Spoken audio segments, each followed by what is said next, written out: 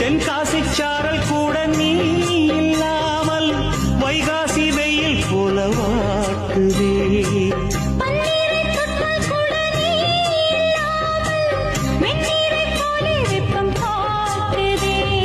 மையளந்த கண்ணும் என் கையளந்த பெண்ணும் மின்சாரம் பாய்ச்சுமா.